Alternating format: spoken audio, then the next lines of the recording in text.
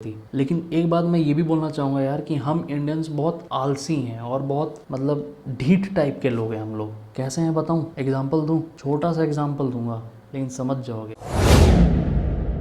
Hello friends, आप सभी का स्वागत है हमारे इस सेगमेंट में जिसका नाम है द सस्टेन शॉर्ट्स।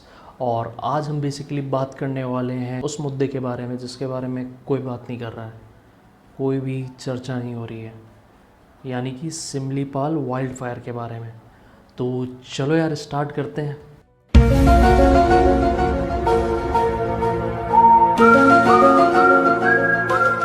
क्या आपको पता है उड़ीसा के जो सिमलीपाल फॉरेस्ट है उसमें पिछले 11 दिनों से वहाँ पर आग लग रखा है। उसका जो 1/3 एरिया है वो अभी तक पूरा जल चुका है। क्या ये सब बातें आपको पता है? तो अगर आपको नहीं पता तो आज हम लोग सिमलीपाल बायोस्फीयर रिजर्व के बारे में जानेंगे बायोस्फीयर रिजर्व का क्या मतलब होता है, आखिर सिमलीपाल बायोस्फीयर रिजर्व क्या है, इसकी इम्पोर्टेंस क्या है, कैसे वहाँ पर आग लगा, और साथ ही में जानेंगे कि आखिर ये जो आग लगा वहाँ पर, जो वाइल्ड फायर हो रखा है वहाँ पर, उसके पीछे का रीज़न क्या है, कहाँ से उसकी स्टार्टिंग हुई, और कुछ पॉइंट्स जो आपके लिए हमेशा की तरह।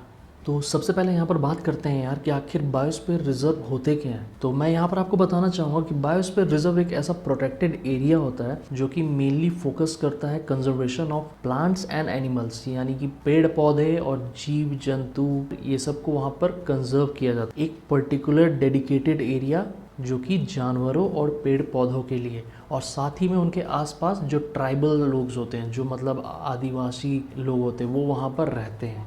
और इंडिया में 18 बायोस्फीयर रिजर्व हैं जो कि मेनली गवर्नमेंट के द्वारा प्रोटेक्ट किए जाते हैं, और उन्हीं में से एक है सिमलीपाल बायोस्फीयर रिजर्व। तो अब जानते हैं सिमलीपाल बायोस्फीयर रिजर्व के बारे में। तो यहाँ पर मैं आपको बताना चाहूँगा कि सिमलीपाल बायोस्फीयर एक नेचुरल पार्क है और साथ में एक टाइगर रिजर्व फॉरेस्ट भी है जो कि northern parts of Orissa Mayurbhanj district में सिचुएटेड है। सिमलीपाल बायोस्फीयर लगभग 5,569 स्क्वायर किलोमीटर के ऊपर फैला हुआ है, जो कि गवर्नमेंट ऑफ इंडिया के द्वारा बायोस्फीयर रिजर्व डिक्लेयर किया गया 22 जून 1994 में, जहां पर Bengal tiger, 29 species of reptile, 264 species of birds and 42 species of mammals वहाँ रहते हैं। और ये बायोस्फीयर एशिया का सेकेंड लार्जेस्ट बायोस्फीयर है जो कि यूनेस्को द्वारा डिक्लेयर किया गया है। तो यहाँ पर क्वेश्चन बनता है कि आखिर ये जो इतना बड़ा बायोस्फीयर है जहाँ पर इतने सारे पशु पक्षियाँ रह रहे हैं, बंगाल टाइगर का घर बोला जा रहा है, आखिर यहाँ पर हुआ क्या? तो मैं यहाँ पर आपको बताना चाहूँगा यार, पिछले 11 दिनों से यहाँ पर दिन रात आग जल रही है। जैसे कि मैंने आपको पहले ही बताया कि 1/3 ऑफ द फॉरेस्ट जल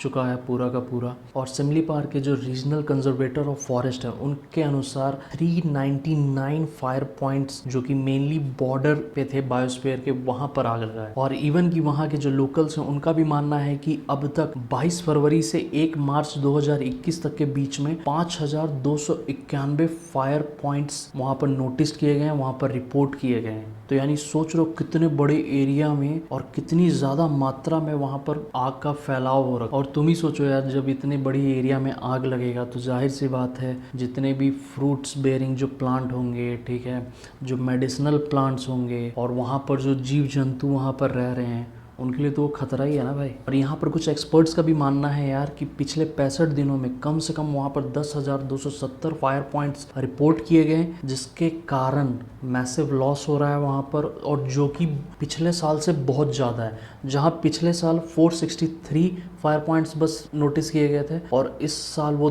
10,270 हो गए हैं। तो यहाँ पर आप सोच रहे होंगे आखिर ये जो इतना वाइल्ड फायर जो इतनी बड़ी एरिया में फैला है, आखिर ये फैला कैसे, इसके पीछे का रीज़न क्या है? तो यहाँ पर मैं आपको बताना चाहूँगा यार कि दुनिया में जहाँ पर भी वाइल्ड फायर होता है ना, उसके 2 ही रीज़न होते हैं। या तो वो ह्यूमन एक्टिविटी के द्वारा किया जाता है या फिर वो नेचुरली होता है, यानी कुदरत के द्वारा। तो यहाँ पर भी ऐसे ही आशंकाएं लगाई जा रही हैं यार। लेकिन उससे पहले मैं आपको बताना चाहूँगा थोड़ा उस बायोस्फीयर के बारे में, और कि वो जो बायोस्फीयर है ना, वहाँ पर मेनली डेसिडुअस ट्रीज़ हैं, यानी वो ट्रीज़ जिनके पत्ते झड़ जाते हैं एक टाइम के लिए, एक सीज़न में। तो वो उस प्रकार के वहाँ पर पेड़ हैं। अब वो जो पत्ते झड़ जा रहे हैं, यानी वो सूखे पत्ते हैं, तो वो जो सूखे पत्ते झड़ जा रहे हैं, तो वहाँ के जो ट्राइबल पीपल्स हैं वो क्या करते हैं, उन पत्तों को वो आग लगा देते हैं ताकि वो आराम से कलेक्ट कर पाए। वहाँ का एक फूल होता है महुआ फ्लावर एंड केंडू लीव्स, जो कि उस पर्टिकुलर रीजन में पाया जाता है। और दूसरी शंका ये लगाई जाती है यार कि मान के चलो कि भैया बिजली कड़की या बिजली गिरी उस पर्टिकुलर जंगल में, उस पर्टिकुलर फॉरेस्ट में, और सूखे पत्ते थे तो भैया उन्होंने आग पकड़ लिया और वो जो आग फिर फैल गया चारों तरफ। लेकिन most of the officials and activists का ये मानना है कि जो भी इस प्रकार के जो वाइल्ड फायर होते हैं उसमें कहीं ना कहीं हाथ ह्यूमंस का रहता ही रहता है। अब चलो मान के चलो यार कि ये जो एक्टिविटी है ये ह्यूमंस द्वारा की गई, लेकिन अब बात को थोड़ा समझना, अगर किसी ने भी आग वहाँ पर लगाया तो उसने तो यार आग लगा दिया, लेकिन वो आग किस लेवल पे बढ़ेगा और कैसे उसको रोका जाएगा उसका सॉल्यूशन उसके पास नहीं है ना, जिसके कारण वो जो सूखे पत्तों पे जब आग लगा रहा है, और साथ में आप देख ही रहोगे यार कि टेम्परेचर अभी अचानक से कितना बढ़ गया है। और इवन की उड़ीसा में कुछ कुछ जगहों पे कुछ रीजन में तो वहाँ पर टेम्परेचर 40 डिग्री सेल्सियस पहुँच गया है यार। तो जाहिर सी बात है वो आग और साथ में अगर गर्म हवाएं साथ में चल रही होंगी तो वो आग तो चारों तरफ और जल्दी से फैलेगा ही, और जिसके कारण ये जो वाइल्ड फायर है वो इतनी बड़ी एरिया में फैल जाता है। और ये जो वाइल्ड फायर है ये वन ऑफ द रीजन है कार्बन एमिशन का। तो समझ लो जहाँ पर आग लगा है वहाँ पर कार्बन एमिशन कितनी बड़ी मात्रा में हो रहा होगा। तो यहाँ पर आप समझ गए कि बायोस्फीयर रिजर्व का क्या मतलब है। आप ये भी समझ गए कि सिंपली पाल बायोस्फीयर रिजर्व क्यों इंपॉर्टेंट है, वहाँ की क्या खासियत है। आप ये भी समझ गए अभी तक यार कि आखिर हुआ क्यों और ये ओरिजिनेट कैसे हुआ, इसकी क्या शंकाएं लगाई जा रही हैं। लेकिन जो कुछ पॉइंट्स है जो यार मैं आपको समझाना चाहता हूँ। तो सबसे पहला पॉइंट तो यार मैं ये बताना चाहूँगा कि देखो यार पंगा ये है ना, उड़ीसा का जो फॉरेस्ट है वहाँ पर हमेशा वाइल्ड फायर होते रहते थे, हर एक साल, लगभग हर एक साल होता है, जो कि छोटी मात्रा में होता है। और वो तब होता है जब वो मई, जून, जुलाई, यानी कि जब समर्स और जब ये बरसात का मौसम आता है, गर्मी और बरसात के मौसम के बीच में होता है। तो मान के चलो उतनी बड़ी एरिया में अगर आग लग रही है तो जब नेचुरली रेन होगा तो वो बुझ भी जाता है। मान के चलो जो भी ह्यूमन एरर हुआ या जो भी नेचुरल प्रोसेस से हुआ, लेकिन इसके कारण क्या हुआ, जो वाइल्ड फायर है वो बहुत बड़ी मात्रा में फैल गए क्योंकि टेम्परेचर इतना जल्दी बढ़ गया है। According to Indian meteorological department के अनुसार इस बार स्प्रिंग सीजन आया ही नहीं, हम लोग सीधे ठंड से गर्मी को फील कर रहे हैं। आपने खुद भी फील किया होगा यार कि अचानक से 15-20 दिन पहले तो ठंड हो रही थी और अचानक से फिर गर्मी होने लग गई। और इसी के बीच में जो स्प्रिंग वाला जो मौसम आता है वो तो आ ही नहीं पाया, बसंत ऋतु। और इसी कारण जो ये जो फरवरी महीना था उसने बहुत सारे रिकॉर्ड तोड़ दिए गर्मी के मामले में। फॉर एग्जाम्पल लास्ट वीक फरवरी का जो टेम्परेचर रिकॉर्ड किया गया वो एवरेज टेम्परेचर से, जो बहुत सालों से चला आ रहा है, उस एवरेज टेम्परेचर से लगभग 4 से 5 डिग्री हाई था, यानी ज़्यादा था, यानी ज़्यादा गर्मी पड़ रही थी। इवन कि दिल्ली, देहरादून, अमृतसर, यहाँ पर तो यार इस प्रकार की गर्मी थी फरवरी में जिसने 30 और 40 साल तक का रिकॉर्ड तोड़ दिया। और जैसा कि मैंने आपको बताया है कि उड़ीसा में तो भाई टेम्परेचर देख ही रहो 40 डिग्री पहुँच गया किसी किसी एरिया में। और अभी तो देख लो यार, अभी तो मार्च से चढ़ा है, अभी तो सिर्फ मार्च की स्टार्टिंग हो रखी है। याद करो अपने स्कूल टाइम में मार्च में भी ना तुम हाफ स्वेटर पहन के जाते थे। आज इतनी गर्मी हो रही है, क्यों हो रहा है ये सब? कभी सोचा है, कभी टाइम निकाल के सोचा है भाई? क्लाइमेट चेंज के कारण। इंडिया में बहुत से ऐसे लोग हैं जिनको लगता है कि क्लाइमेट चेंज कुछ नहीं है, इससे बकवास बात है, लेकिन मेरे भाई तुम फील कर रहे हो अभी उसे, और ये हो रहा है और ये असलियत में हो रहा है। और ये जो क्लाइमेट चेंज है इसके लिए कहीं ना कहीं आप और मैं और हम जैसे बहुत सारे लोग सभी को जिम्मेदार है। आप खुद ही देख लो यार, मतलब कहाँ कहाँ डिजास्टर नहीं आ रहे हैं। अभी तो कुछ ही दिन पहले नंदा देवी ग्लेशियर वाला जो सीन हुआ उसमें कितने लोगों की जान चली गई। तो ऐसे अभी बहुत से आएंगे क्योंकि क्लाइमेट चेंज हो रहा है। और तुम बस ये सोचो, अभी गर्मी पड़ना स्टार्ट हुई है तो इतनी गर्मी हो रही है, आगे चल के तो कैसा मौसम होगा। और उसके बाद फिर अगर बरसात आया, क्लाइमेट चेंज का सीन यही है कि अगर टेम्परेचर बढ़ेगा तो दोनों में फ़र्क पड़ेगा, यानी गर्मी होगी तो भयानक गर्मी, बरसात होगी तो भयानक बरसात, जगह जगह पे बाढ़ आएगा।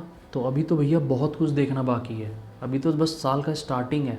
और स्टार्टिंग में ही देख लो 2 केस तो यहीं पर हो गए।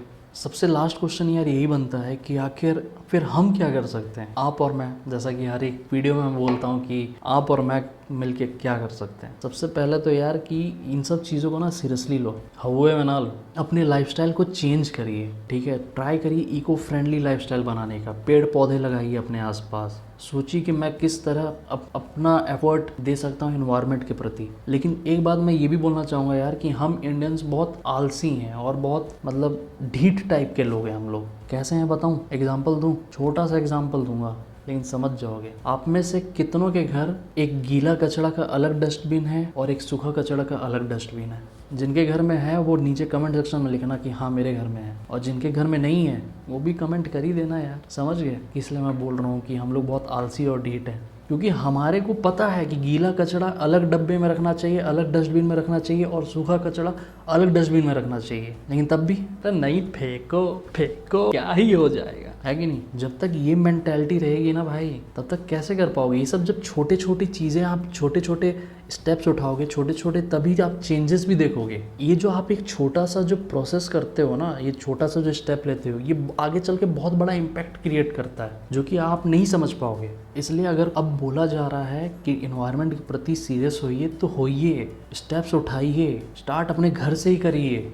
और जैसा कि मैंने आपको बताया कि क्लाइमेट चेंज हो रहा है, इस तरह की वाइल्ड फायर्स होंगी, और आप तो देख ही रहे हो कि पॉल्यूशन का क्या स्तर है, और जिसके कारण कार्बन एमिशन होगा। तो आज तो यार हम लोग कोरोना से जूझ रहे हैं, तो हम लोग को वो जो पतले मास्क आ रहे हैं उसको लगाने में दिक्कत आ रहा है। कल को ऐसा सीन ना हो कि हमारे को इस तरीके का मास्क लगाना पड़ जाए, तब क्या करोगे भाई? कोई उपाय नहीं बचेगा।